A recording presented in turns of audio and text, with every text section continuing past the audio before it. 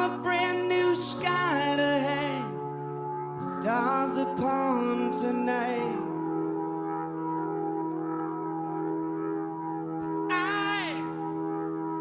I'm a little divided.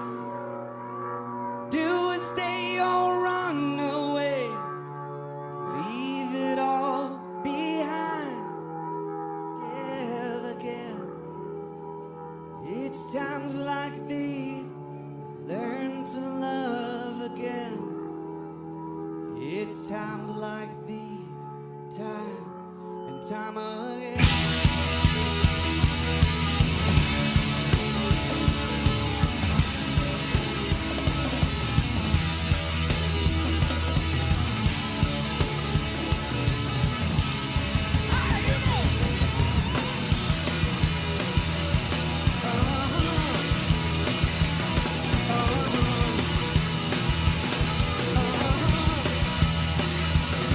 It's times like these you learn to live again. It's times like these live again. It's times like these you learn to love again. It's times like these, time and time again. It's times like these you learn to live again. It's times like these you give and give again. It's times like these you learn to love again. It's times like these, time again.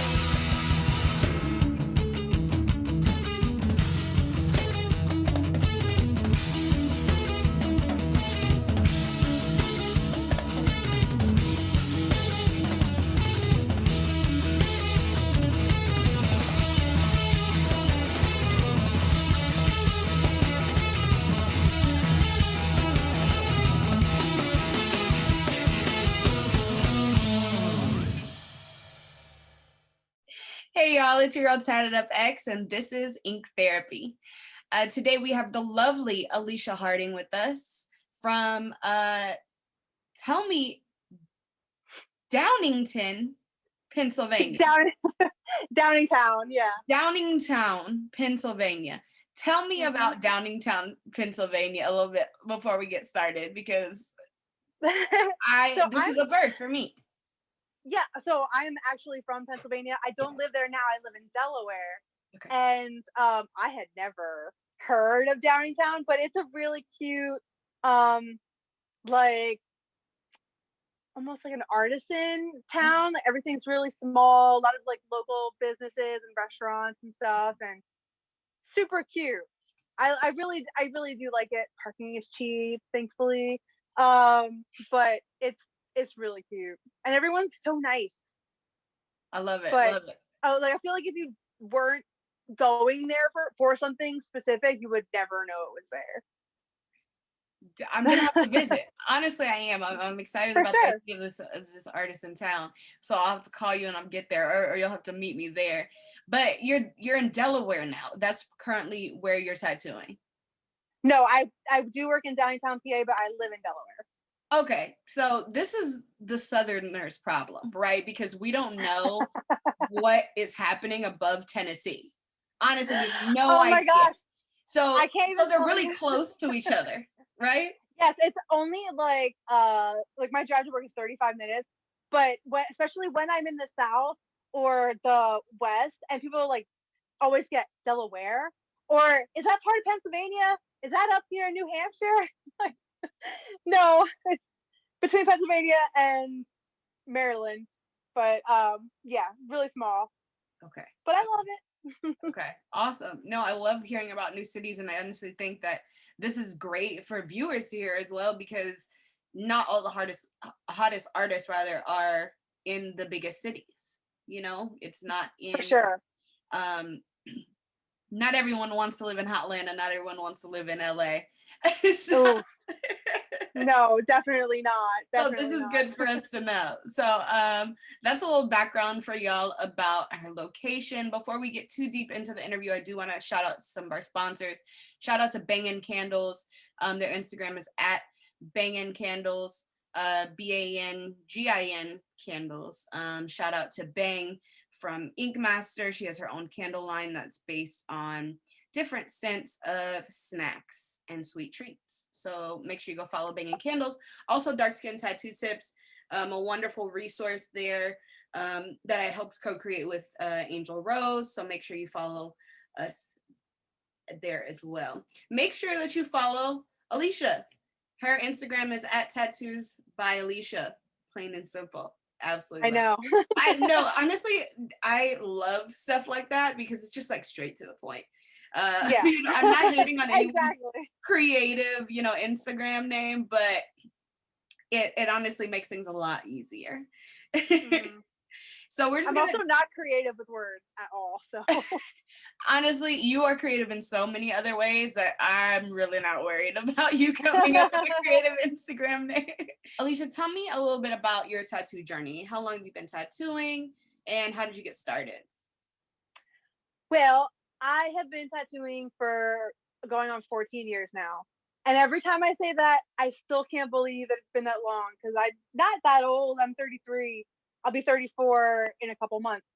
Um, I started working in Reading, Pennsylvania, and it really just started off as me meeting the right people.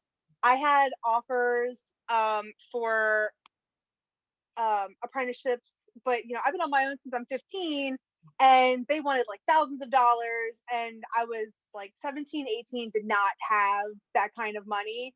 And it just took a couple years until someone saw the potential, or in his case, probably dollar signs, when he met me. And then I ended up getting my apprenticeship almost for free. It was almost like an indentured servitude, basically, where I had to give X amount of years. I wouldn't have called it that if it wasn't as horrible as it was there, but I'm thankful for it, um, but that's where I started. Yeah. So you speak a lot about the challenges that you overcame at such a young age that have helped you to get to where you are. Are we allowed to talk about your experience at the Oh, first sure. shop? Do Yeah, tell. I'm curious. absolutely. I'm an open book. I started dating, and he would like say like super inappropriate things to whoever I brought around, or like start weird rumors that were not true. It like he just loved drama, and it was the epitome of like misery loves company. And like one of his big things was making me wash the bathroom, and I think that was because like that's what he thought that I was supposed to do. I was supposed to like clean um the bathroom in particular, but I know it was like not just me doing apprenticeship duties. It was more like a remember your place kind of thing. I could never take a day off because if I took a day off, he would like call my phone or text me like 20 times. He would send people to my place, my apartment, or my home I was renting with my friends. He would send my coworkers there to make sure that I was there if I had taken off. It's like just weird stuff like that. And then when I left, I left and it was more of like he got like all of these clients of his to like send me death threats, and it was so weird. It's like it's been so long now, it's so hard to like culminate everything, but it was a nightmare. I knew like it was never a question that I was just going to use my time there and leave as soon as I could. And that's exactly what I did. Once I felt like my time was up and I felt like confident in my abilities, um, that it was definitely like I had to leave, because he would always tell us about like stories about when he would fire people or when they would quit, that he would break their equipment, steal their equipment, things like that. And so I'm just paying attention, and when I left, I went in the middle of the night, I took all of my stuff, and I left, and then I went to the next shop, in Delaware. And I tell people now, I'm like, when they tell me, I tattoo a lot of people who are just starting in the tattoo industry, and when they tell me like if their situations are the same, I'm like, look, in your situation, there's probably no 2 weeks notice. It's not the same. Like, figure out your plan and then just go for it, because um unfortunately, especially with a lot of like old heads, there is a weird gang mentality and like a weird loyalty they expect you to have. And, leaving isn't always easy. And definitely if you have any kind of potential, they want to stifle that. And because it's competition, and I do see a lot of that with the younger people that I'm tattooing now that are just starting um tattooing. Either, the people, like, they have all this passion and they're working for these people who are, older than me. They've been in it forever, and it's just like a money making machine. I mean, I hear often about, the importance of loyalty. Like people frame it in a different way, but the truth is that there is a lot of shit like this going on, Oh, for that's sure. not, that is the manipulation of loyalty, Exactly. It's like there's the loyalty, there's good loyalty, and then there's abusive loyalty. And it's like, abuse. yes, it's the same as like being in a narcissistic relationship. It's the constant like beating down of someone else. That way they're too scared or too worried, too nervous to leave, because like I've had positive experiences. Like the next shop that I worked at in Delaware, the owner Toby, like I'm still fiercely loyal to him. I love him. He is like a brother to me. I wouldn't throw hands for many people, but like I would definitely defend his honor. And so like you have the duality, but we always had such a great relationship, and so it was like day and night, really. What advice would you give to, so I'm thinking about this on two different levels. So first, just apprentice people who are going through an apprenticeship, in general, like what advice, but then also I'm thinking of women in this situation, and how we might have to navigate it a little different, right? Oh, um absolutely, yeah. so what advice do you think you would give for, apprentices who have found themselves in a similar situation now? Like, I know you spoke about like getting yourself in the middle of the night type of thing, but how can they protect themselves? What other things do they need to have set up, and prepared in order to make sure that it is a safe and smooth transition? Yeah. So it's funny because, like I said, I do tattoo a lot of younger tattooers just starting out. So this is something that, like, I've tried to talk to them about as well. And like the number one thing I always tell all of them is, like, if your situation is bad, or they're the kind of people that would rather like subdue you rather than help you or like lift you up, because they're not your friends. Like at that point, they're not your friends. And it's like, have a plan first and then just execute it. You know what I mean? Because they're not worried about your feelings, and you shouldn't worry about theirs. And I see this in like a couple of my friends who I know are in this situation now, and they're always like worried. They're worried about retaliation. They're worried about what other tattooers are gonna think. And like, you're worried too much about what everyone else is gonna think, and you're not worrying enough about yourself, because like you're unhappy. Like either they're taking like a ridiculous percentage for like working X amount of years, and don't even get me started on the percentage thing. Like at some point, that's like very archaic anymore. But anyway, um, like have a plan, but like remember that they're not loyal to you. All they are to you is like, all you are to them is like someone who makes them money at that point. If it's a negative experience, it's negative for a reason. Um, and like I said, I have a couple friends who are going through this situation right now, and I like so badly want them to like move on and do better for themselves, because genuinely I just want everyone to be doing best by themselves. And if it came down to it, just get a couple like-minded people together and open up your own small place. You don't always need to go to some big tattoo shop. And like, I really do think that those big like walk-in shops, um, like they'll always be there. They serve a purpose, but I do think that we're going to be seeing more and more tattooers branching out on their own and just realizing that like they don't have to be lorded over by someone who owns a shop and then takes half of their money, and then they also have to give like 20 to 30% to the government, you know, who just beats them down and berates them and treats them like shit anyway. So like you have two options. You can either you talk to people, you make friends, you get a plan, or you can always branch out on yourself.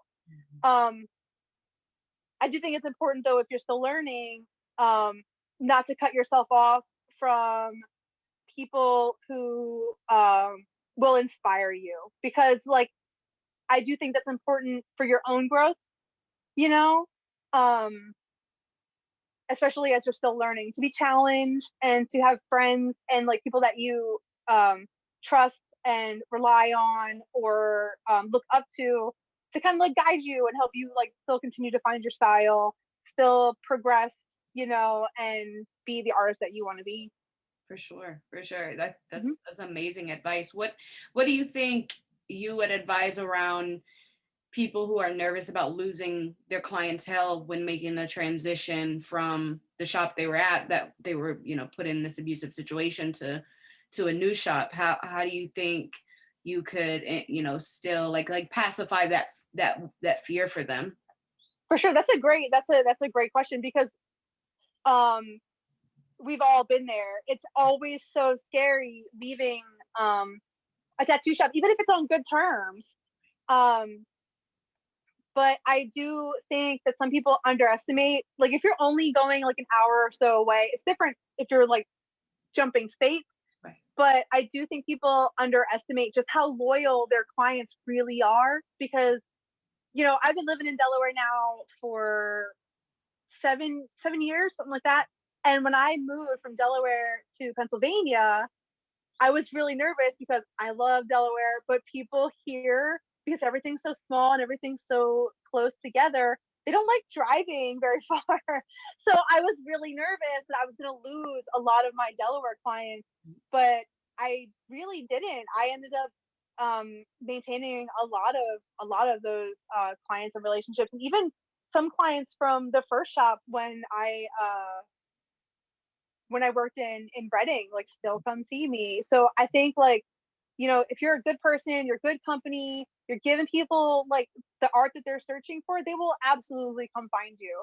You know, and then moving on, then you find even, you know, you find more people, because who knows who's going to walk into that shop, or you know, the tattooers that you're going to end up working with, if you end up working with other tattooers, who you meet through them, you know.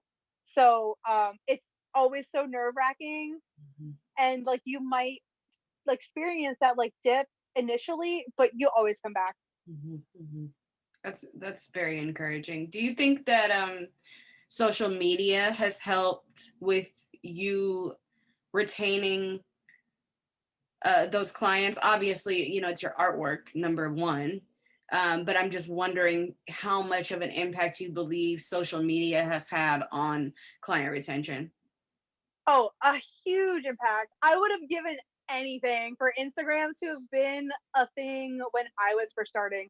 Not only for my career, but also for like, man, I would have had such cooler tattoos getting started. But yeah, it's really, really awesome. And I am like, I feel so jealous, but also really happy for people starting out now with such a massive like beneficial outlet that social media is. When I first started, I had like Facebook, you know, that was it, and I wasn't really on it that much. But for now, like Instagram especially, because it's so easy, and like me, I don't participate in it too much because it gives me a lot of anxiety, but like at the very base of it, you can use it as easily accessible, easily modified portfolio, and it's awesome. I really like it. Social media is awesome for that, and it really does help you find the people who are looking for you, and then, you know, everyone's happy. For sure. What do you think is the thing that people always mess up on as far as like if they want Instagram to be their portfolio, what's the number one way to fuck that up? What would you Oh say? man.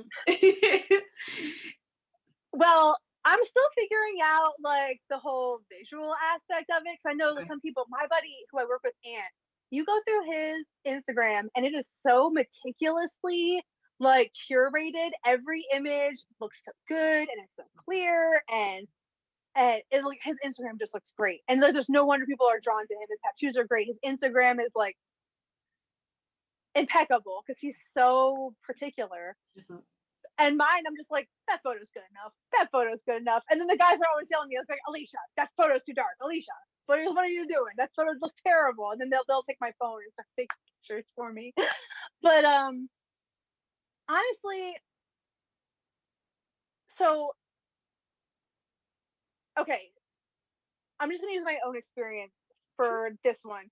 I think it's really important, especially if you're trying to gear your work into a certain direction, to um start portraying that. Show less of what you don't want to do and show more of what you do want to do, even if it's just drawings, even if it's like, I'm gonna tattoo my, like, I really want to tattoo this, I'll give it at a discount, ask your friends, and then start like making an active effort to show people what you're capable of or what you really want to do, where your passion is. Because now, like, with the saturation of the tattoo industry, like, you can have that, you can be specialized now rather than having to, like, when I was first starting, be good at everything. And like, obviously it's good to be malleable because that's what keeps things interesting, keeps things fun. But that's, like, I think some things I've noticed with some of my friends still getting started, or like people I've talked to in the past, is like um working your style, or like like showcasing that specifically, even if it is just drawings, or even if it is like giving your friends a deal or saying like, hey, I really want to do this, like, will anyone, if I give you a good rate, because that's what I did, and that's how I got to where I am now. I mean, and obviously the biggest fuck up is letting your true colors show on Instagram, because everyone's watching, which I love. I'll tell you what, this past year I got to see exactly who some people were and like cut them right off. Like, I was not hesitating at all. So that's not necessarily, well, I guess it is tattooing related, but oh my god. So that's obviously the 100%. biggest fuck up. Yeah, 100% tattoo related. I think you've hit the nail on the head 100%. So, for our viewers who are watching, there's gonna be times where, of course, they feel very strongly about something, but there's difference between, business and personal, and you need to make sure that you're streamlining your page to business. We don't need to hear your opinions about things. If you want to share that, then maybe you should have a separate, personal page.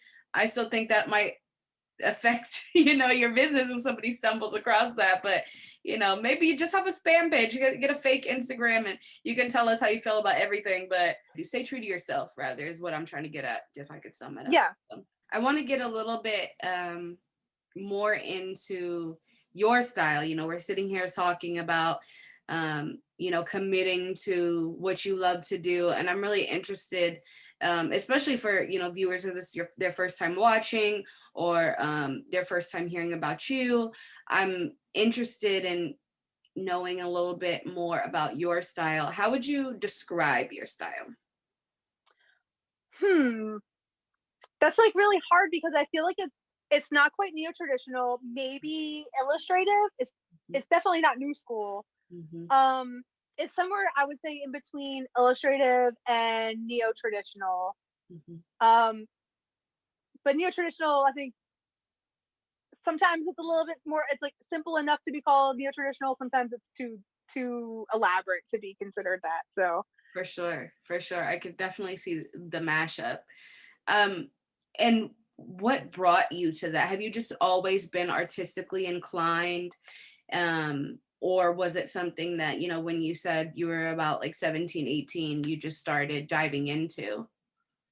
oh no, I've always been really artistic. As far back as I can remember, I even I still have drawings from when I was 8, 9, 10 that a family member had given me, and so obsessed with monsters and aliens. I always was. And when I was like my daughter's age and I started watching like sci-fi movies, scary movies, all I wanted to do was draw monsters. And like one day, like my dream job when I was a little girl was to make like practical effects. Like I wanted to make real life dinosaurs or real life monsters and creatures and all that. Um, so that shaped exactly where I am today. Just always like I grew up obsessed with animals. I can like you tell me what you need me to draw, I can do it like that because like I've done so much research and I, skeletal structures, bone structures, you know, all because I was passionate about it. Like I didn't even graduate high school and like I'm obsessed with like biomechanics and anatomy and things like that. And that definitely shaped like where I'm at with tattooing now and my love for like video games and movies. Awesome. Awesome. It seems like you really have, the best of both worlds all mixed up in one to, make the perfect combination. From like the super formal education of like things you're interesting about, like biomechanics, anatomy, and then the creativity side. So that's Mm-hmm. super bomb to hear. I'm curious, you just mentioned that, somebody can throw something at you, give you a concept, and you can just draw it up. What's your normal process look like for when you're preparing a piece for somebody? Is it something that you just, are doing in the moment, kind of like how you mentioned, or is it something that you're spending days working on? Tell me a little bit more about that. Well, that it all depends. First off, it's like where do you want it? That way I can see it in my head how I need to position something, what I might need to work around. But usually I do my drawings just a couple days before, unless it's something that is going to be like a bigger scale, like a back piece or a full sleeve. Then because like you have more to consider and a more dynamic flow that you have to like work on. So for stuff like that, I usually do a mix of drawing and then I'll draw on like stenciling and then drawing on. But it all depends from piece to piece. Like I still haven't drawn my appointment for tomorrow, so it really is on kind of like a piece to piece basis. It's so hard to like put into words because like Because you just for do some it. exactly. So it's like it's really hard to kind of like describe it when a lot of stuff that I do just really does come naturally to me. But when it's bigger stuff, then because then I can add more and I can get more elaborate, and that's something that like I'll take more time on. Maybe take a day off from it, and then like think about it, and or just go do other things. But it's still bothering me in the back of my head, and I'm still tinkering it, but I'm not like actually looking at it because sometimes you get stuck. You're like, I can only see this way when I'm looking at it. So sometimes you got to take a step back, um, or even just completely start over because you just hit like a roadblock you can't get over if you can still see it. For sure. Um, For sure, I can understand that. I love you mentioning, the importance of taking the body into consideration. I think that that's really great for people watching to take note of. We have a good mix of clients and artists who watch the show. We have a good mix of first-time collectors and, veteran collectors. So I'd like you to just, talk a little bit more about the importance of placement. I think that that's something that a lot of people don't understand. Like, I love how you were saying about like, okay, if you have a small area, then maybe you don't need like a, illustration that shows the full body of something, because then like how you said, there's less detail. What would you say about, I guess, the importance of flow? okay. So I know a lot of people get really stuck on symmetry, and I don't mind doing symmetrical tattoos. I just think that like they don't always look as good as they could. I like personally like, especially like an asymmetrical chest piece. Like I love the way that looks, or um like on the back or whatever. I think that like you can get something more dynamic without being symmetrical. I know a lot of people get really like that's like one of the big things. Or another really important thing, and this doesn't happen often, but enough for me to bring it up. Some people have this very specific idea in mind, and I had a client do this to me once, and it was so frustrating because she wanted a cover up, and like you have options, but you don't have many.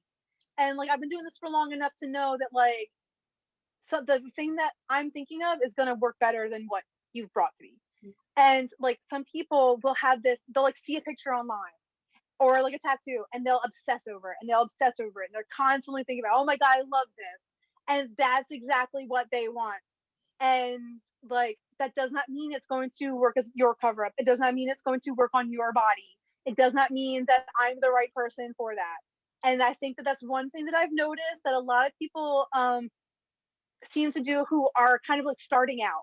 They have this very specific idea and sometimes are very unwilling to sway from that, when like I really think I could give you something a lot better for your body, a lot better for your skin tone, or where you want it at, because like some people, it's very obvious that they like want it to be seen a certain way, or they want to see it when they're looking in the mirror, and like that's not how, like, just because that's how you see it does not mean that that's the best place for it. Yeah, trust your artist, and make sure that you can trust your artist. Yes. Because like do your research and make sure that they're like, this is the person you want to dedicate that skin to, and that you want to spend that time with, and that you think that they really are going to be like the best person to bring that into fruition. But yeah, when you're going to see them, you're going to see them for a reason, and remember that that like trusting them is definitely important. First of all, thank you for your transparency. I think that that's what a lot of first time clients, or even clients who've just had negative experiences, are looking for, is for the artist to be super transparent about their experiences and about the reality of the situation.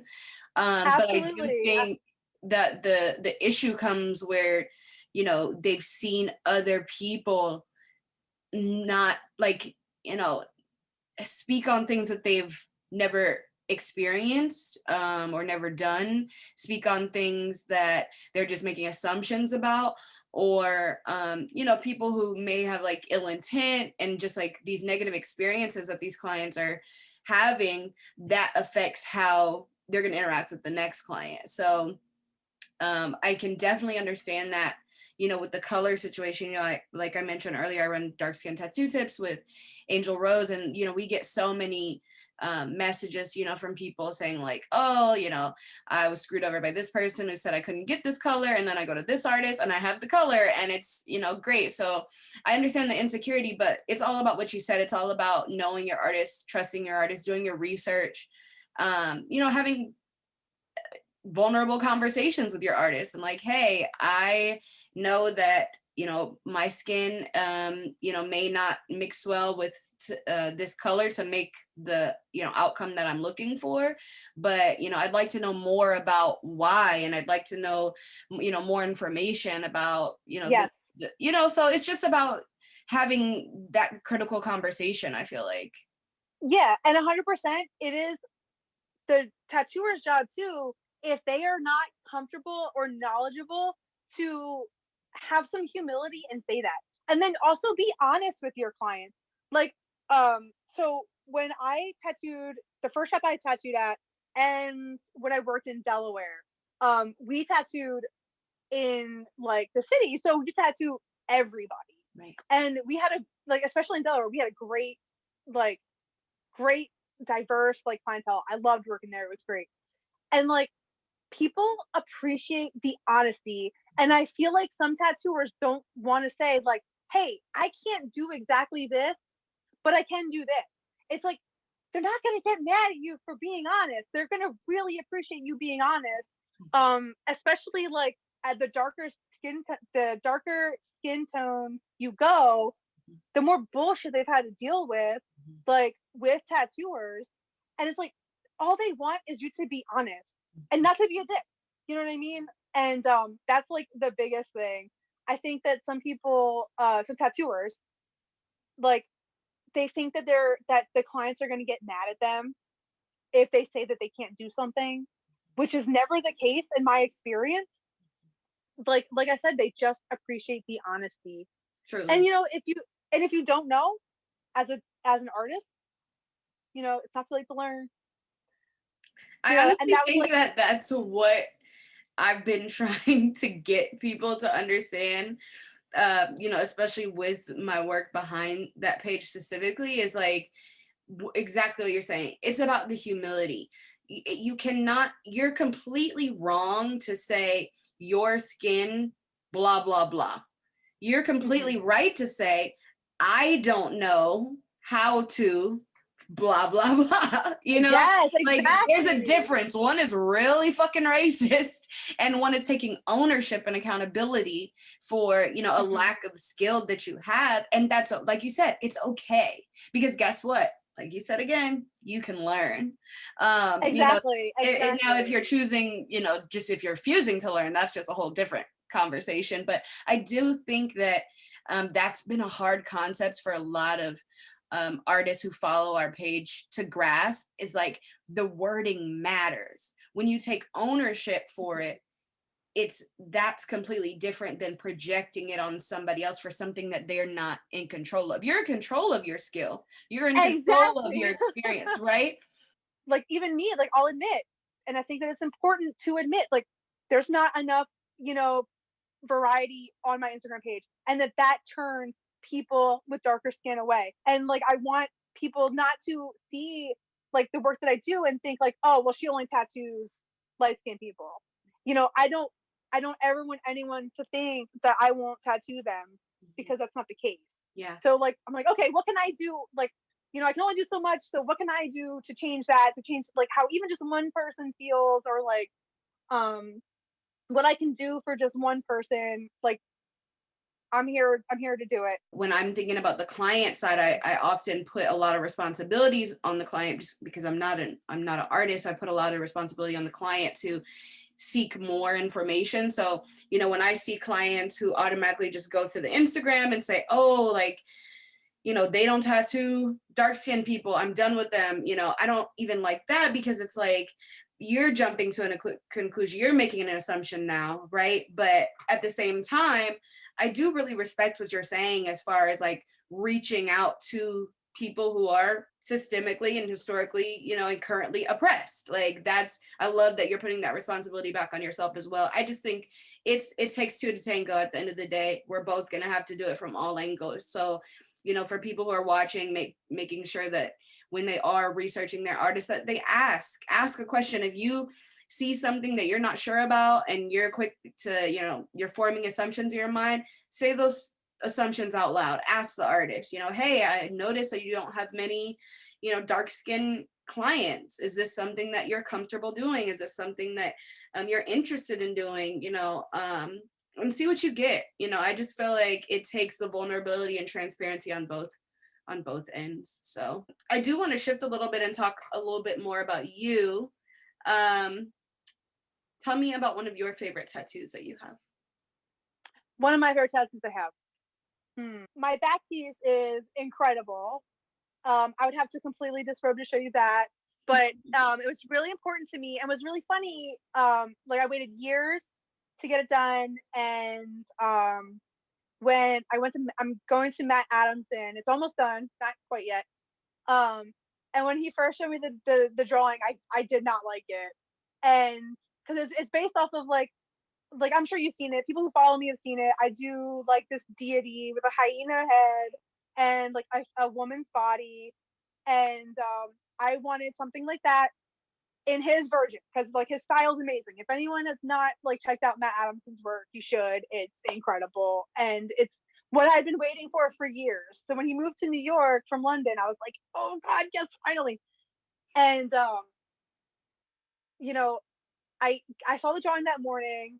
I emailed him back that I didn't like it, and then emailed him right back like, no, forget that. I want you to do it. I'm coming to you for this reason, and I know you're gonna kill it, and I trust you, and I'm so glad that I did, because I love it. And Yeah. yeah, it's That like, could have turned out really bad. I know, but like I love it, and it's such a like an important piece to me. And then I also have like a little trilobite on my arm that I got like 8 years ago, and it's like really simple, but I love it. And then I also have from like one of my favorite movies, my buddy Ant just did it. It's Ricky Coogan from Freaked, and I know not a lot of people have seen that movie, but if you haven't, you should check it out. It's hilarious. And yeah, I think those are my three favorite. Nice. Do you have any tattoo regrets? Honestly, I really don't think that I do. My throat was done by an ex of mine who is a horrible monster human being, and We I don't all like saying have too many those. things. We all I know. Woo! I don't like saying too much negative about anybody really. But man, I would talk all the trash on him. But I digress. The only reason that I regret it is because not everyone likes to finish someone else's work, but it's also like it was supposed to cover up my chest. So like now I have to find someone who is willing to finish someone else's work and like at least cover up that one flower, or like finish the cover up. Regret it, not really, but that's the closest one. I was lucky to have never gotten anything super silly or like like I have two tattoos I had gotten with exes, but like I just look at it as like a piece of history, of my history. I like the one I didn't even cover up, because what's the point? It is what it is. I was there at one point, and I now get I you. have a tattoo. I Yeah. get you. I've been tattooed by exes as well. I think I have a little different perspective on it. I think I try to encourage people now that I've been there, done that, a few times. I think I try to encourage people not to do it, like not to let your person you're dating tattoo you. Because, and you tell me how you feel about this, but in my personal experience, that, tattooing, like I mentioned earlier, is such an intimate experience that interaction stays with you, right? In a way that a lot of interactions that you're just used to, like, deleting out of your mind. Like every time I think of like my tattoos, I can feel how I felt, in that moment. And then I think when things don't end up as, the way you wanted to, or if they don't end up on good terms, then, you get that feeling mixed with like this sick feeling.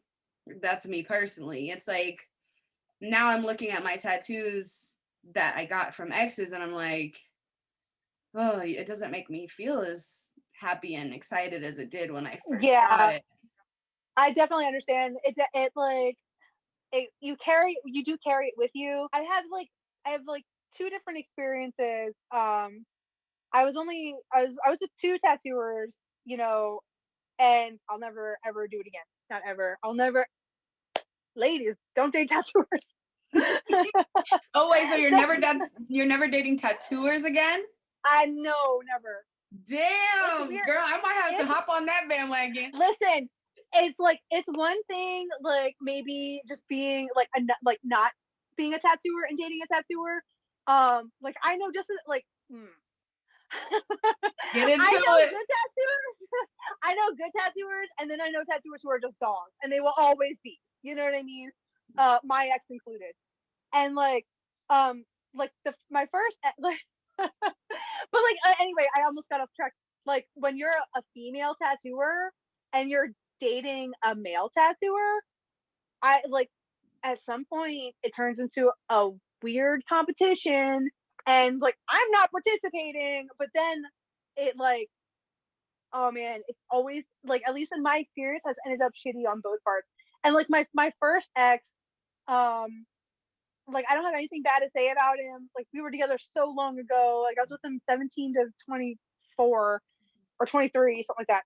And I have a couple tattoos by him, but like, I look back, some I had gotten like lasered and covered, and but the other ones that I still have, like I do look back on them fondly because it was a positive experience.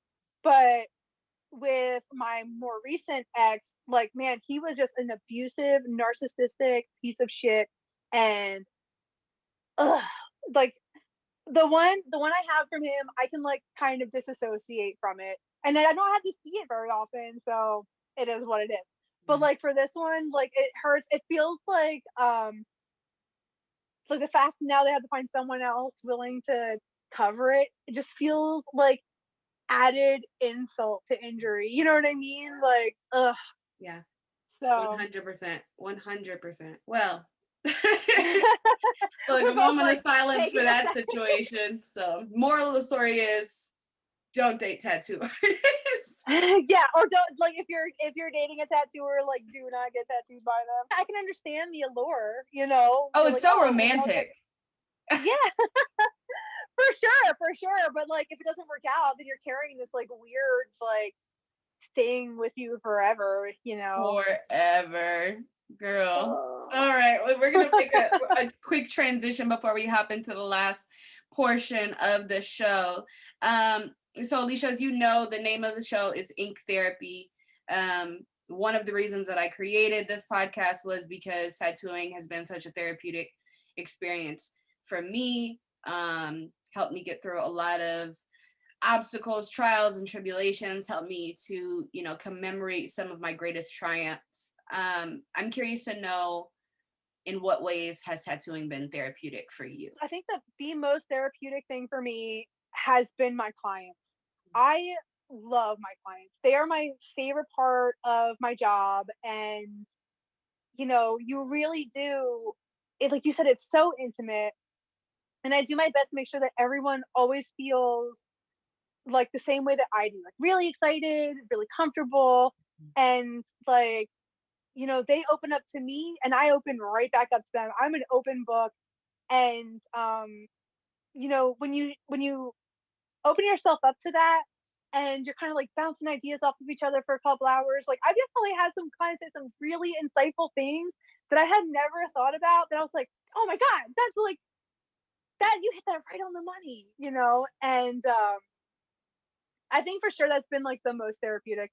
And uh, second to that would be some of the bonds that I've formed, like with my coworkers, because it's definitely not this. I don't know, like I'm sure everyone at certain jobs feel this, but it's so different. I feel like with tattooing, like a couple other things where it's like a fringe kind of industry or career, and the friends that like some of the friends I've had through tattooing, like especially the guys that I work with now, and then my old boss, Toby, who like I said is like a brother to me. Throughout the years, it's always been really hard for me to like ask people for help and to like kind of become vulnerable, like truly vulnerable. Like I express like I exhibit vulnerability with my clients because, like I said, I open up the second they do, and then it's just like this emotional like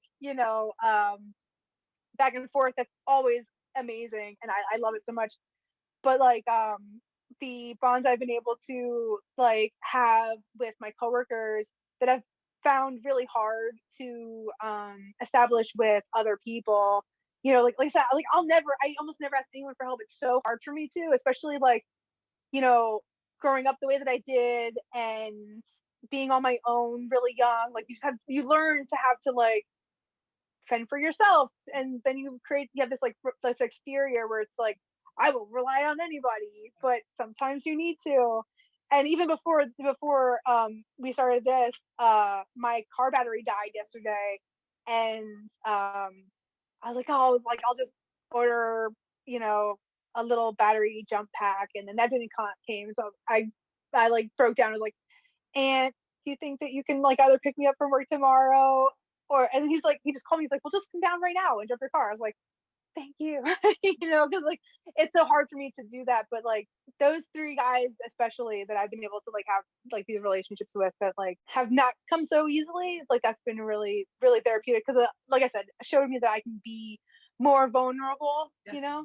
Definitely. No, I 100% can agree with that. I think tattooing does teach you a lot of things, including the importance of being vulnerable, and also how vulnerability and safety can coexist in the same space. Exactly. Yes.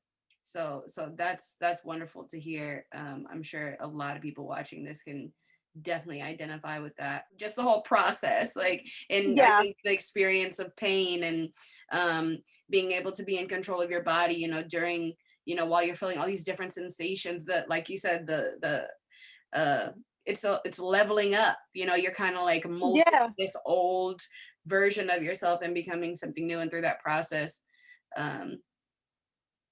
yeah, it's a lot. Yeah, and then like to build off of that, you know, I was actually talking to my assistant today, and I know a lot of people will resonate with this, like when you have like body dysmorphia Mm, or you have like really rough self-esteem, mm, myself included, like it does make you feel better, you know, and it's something that you can, it's not like just putting a shirt on, you right. know, you're like, oh, I put the shirt on, I like the shirt, you know, you gain 20 pounds, but the shirt looks like crap now, or next season you're not into it anymore. But like, I don't know, like I've never gotten tired of any of my tattoos. And the more I alter my like outward appearance, the better I feel about myself as a whole. Very often in my career, I've met a lot of people who, you know, they get tattoos and they're like, oh my gosh, I feel so much better about this Mm, thing that I didn't really like before. I really do feel like, for me personally, that it gave me more of an understanding of what it means to be human, and mm, that mm. that like humbled me and gave me more empathy to all the humans around me, you know what I mean? Yes. And like you said, like there's this like energy that we're all connected to, and it kind of just made me like aware of that, like, and like I feel like with modern day like lifestyles, we're so like distant from all of that. And I think like what you were saying, when it's like modified people, whether you realize it or not, you are tapping into something that's very ancient, and I think it does bring you closer to that. I appreciate you mentioning that. For the last section of the show, we are going to play a game. I'm ready for it. I like specifically did not read that part. Like I saw, I was like, okay, I'm gonna leave it like a surprise. Yay! Yay! Okay, so we're gonna play this or that. And for those of you who are not familiar with the game, I'm going to present Alisha with two options, this or that. She can choose only one. And Alisha, if you'd like, you can. I think he needs an introduction because we didn't get an introduction before. This is Hex, and he is grumping really hard right now because I woke him up. But I love him so much. He's like, Mom. I know he hates it. Get out of here. And so if Alisha chooses to explain why she chose one versus the other, she can, or she can just leave it up to, you know, the viewer's imagination. All right, so here we go. Color work or black and gray? Color work. Back and I love black and gray. Sorry, I love black no, and gray yes, too. explain. I'm gonna just, we already talked about this. Alicia told me in the beginning that she has a lot to say. So I'm fucking up as the host because I'm cutting that short. Please explain why. No, you're fine. Like I said, I talk so much, and the guys when they came to jump my car were like, "You're gonna keep her for so long, and you don't ever shut up." But no, I just like, I love black and gray, but I think just like I have more fun with color because of the style of like, especially when I do creatures and stuff. Right. Okay, We need that's creatures it. need color. That's Period. Yeah. Baths or showers? That is such a hard one because I am like right down the middle. I love taking a nice hot bubble bath and like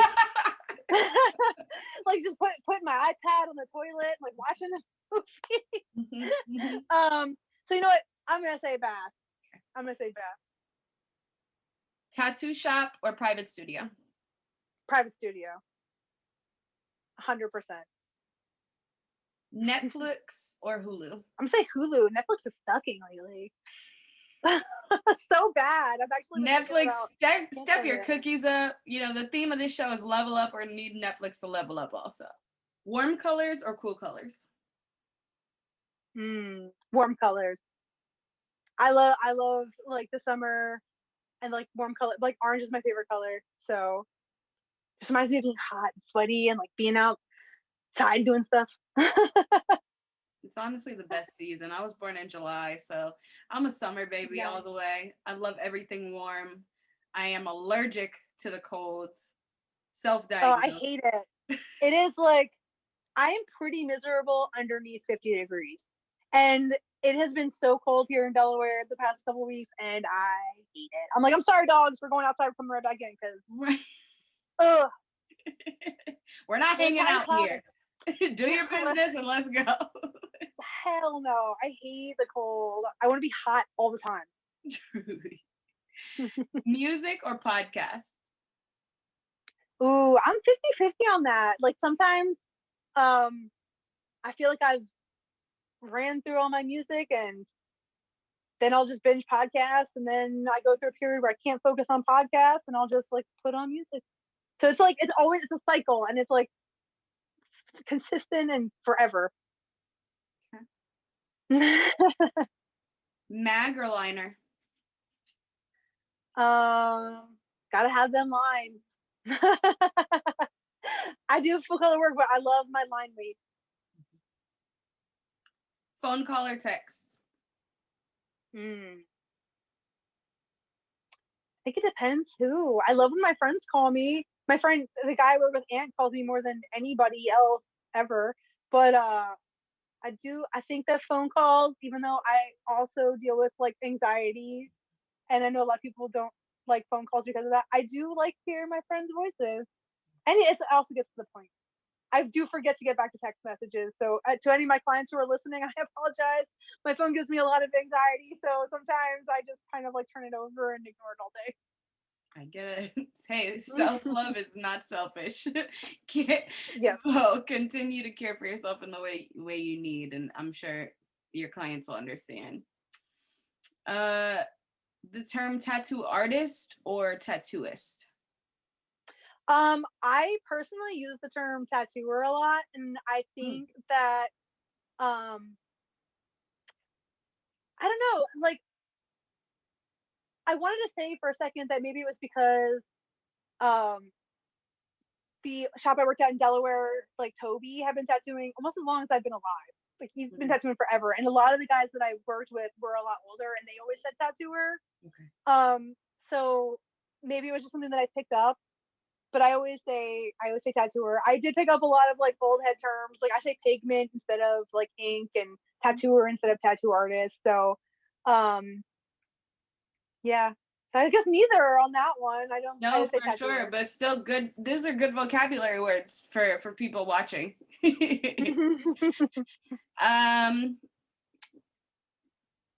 Swimming pool or open ocean? Ooh, open ocean, 100%. I live for the water. I'll deal with a pool if I have no other choice. But I love. Oh my god, I love the ocean. You aren't afraid of any of those monsters that you drop being in that water and just tickling your foot? No, but you know, I do. I don't like ocean creatures don't really bother me, but like sometimes I go swimming in a lake and I refuse to walk into a lake or a river or whatever. Like if I'm paddleboarding, if I'm swimming or kayaking barefoot, I will not get into any kind of muddy, gross water barefoot because I'm always like, I don't know why it gives me the heebie-jeebies, like bugs and no, I like no. I get it. That I don't like. Stencil or freehand? You kind of touched on this a little bit earlier in the interview. Yeah, definitely Stencil. Sometimes I'll do a mix of both, but I like having like a good mapped out plan for sure. Big party or small gathering? Small gathering. I'm an intimate kind of gathering lady. I can identify with that. Yeah. I like to seem like I'm a big party gal, but by big party, I just mean a small gathering of people I like. Exactly. Like I do love doing like conventions and stuff, but I'm so easily overwhelmed afterwards. Like it's fun, but then I'm so glad to come home Yes. to Truly. my intimate gathering. Hello. Oh my gosh, who is this? This is Valentine, and I love him. He's such a gentleman. Look at his nose. He's got like freckles. Oh my you're so god, you are so handsome. cute. I know. I love him. All right, last one. Sanoderm or dry heel? Ooh, Sanoderm. Yeah. Yeah. I definitely was a dry heel lady back in the day, but once I got on like wet healing, I'm wet healing all the way. Yeah. Honestly, I encourage it often, when I'm helping to consult, clients or like first time collectors about pieces they're going to do, especially if it's, I was about to say if it's a large scale piece, especially if it's small, you know what I'm saying? Like it needs its own space to heal and away from friction, away from sunlight, away from water, away from it just needs to be its own little cocoon. And that's exactly what Tegaderm and Sanoderm are doing. So I am oh my god, a it's Tegaderm so Sanoderm whore. absolutely, especially for smaller ones. Like I've had some smaller ones that I've completely forgotten about, and like because I don't wear shorts to work or anything, obviously because of my job. So like wearing pants for a couple of days, like I'm like, oh shit, like I just got that tattoo. That's definitely time to come off. But I know some clients really, really hate it. It can get really gross on like the bigger scale tattoos, and I always make sure I send them enough home. Right. Take it off after 24 hours Right. or until like the next morning. Clean There's it a really process. good. Let it dry. Yeah. But man, like I really feel like when you get the process down perfectly, it is like unmatched with how it heals. Like yeah, it's amazing. I do know like some of mine, I know like the guys tell me that I'm alone, but some of my clients that feel the same way. Like some of my bigger tattoos, when I put Sanoderm on them, like I've noticed that like they smell so bad after. It's not all of them, but some of them, and I'm like, was I just like extra sweaty that day, or Right. I have no idea. But there's some where I'm like, I had to take it off because it just smelled so weird, and I was like, gotta take it off. Definitely. No, I'm definitely pro changing out, when you need to. And especially when that fluid is building up, I've had people, send me pictures of fluid build up in their tattoo. And I'm like, yeah, if it's a significant amount of fluid, that color can transfer to the other color. So like you should take that out, especially if it's still like super fresh, like it's happening that night. And you have some darker colors, leaking into the fluid, and you have lighter colors in the tattoo also. Like you definitely want to take that off, let it air dry for a second, and then rewrap it. But like you said, it's just about getting the process down. Yeah, for some bigger ones, I'll wrap them up really good with just saran wrap. Like I'll clean them really good, wrap them with saran wrap, and then I'll wrap it with Scentsy wrap, and then I'll give them Tegaderm. That way, like it has time to like leak and be gross, before they put that on. Because like sometimes it just is too. When I do bigger pieces, it's just too much, and it's gonna get too gross. Yeah. And it's almost just a waste. Like I've had some people, they send me like a video or a picture, and it just like comes off because they leak so much. So for some things I'll just wrap it up with just saran wrap and like give them enough, and hopefully they get it right putting it back on. For sure. No, that's great advice that for us to end with. I think we're gonna have to have another conversation in the near future about just like tattoo, like aftercare, things of that nature, because that's something that I get a lot of questions about. So Absolutely. And it doesn't help that like it's so different from tattooer to tattooer. You yeah, know, it really is so so different. So um uh but it's important too, like when as people get tattooed more, to pay attention to their body, and because what works for me might not work for you, what works for this guy might not work for the other guy. So it's kind of like you have to take your artist advice, yes, mhm. but sometimes it might need to be altered.